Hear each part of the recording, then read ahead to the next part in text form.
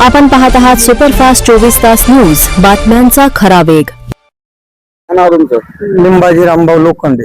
कोण तुम्हाला धमक्या देते आणि कशामुळे देते? आज रोजी गोकुळ पैलवान धमक्या देते, म्हणजे त्यांचं आज रोजी तर काही नसताना आम्हाला धमक्या देते, शेतामध्ये ये टंगडे मोडू काही करू असं म्हणते गोकुळ पैलवान।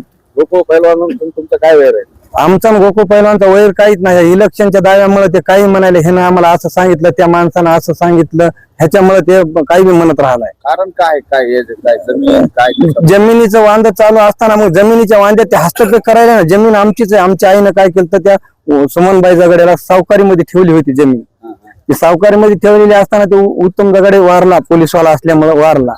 ते वारल्याच्या नंतर त्यानं काय केलं, ती जमीन अनुसयाबाई पतंग यांना विकली।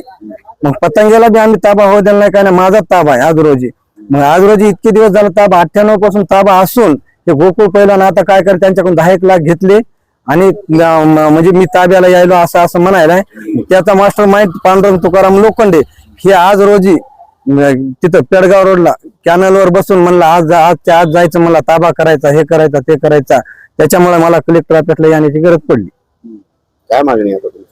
जे आम्हाला जीव मारण्याची धमकी, त्यांना त्याचे कागदपत्र सगळे क्लिअर कट करावं आणि आमच्या वावरापाशी तिथं म्हणा माझं मी इकडे रजिस्ट्री आहे का? माझ्याकडे रजिस्ट्री, माझी 17 गुंठ्याची रजिस्ट्री, माझ्या आईच्या नावची ती 2.5 एकरची रजिस्ट्री आहे।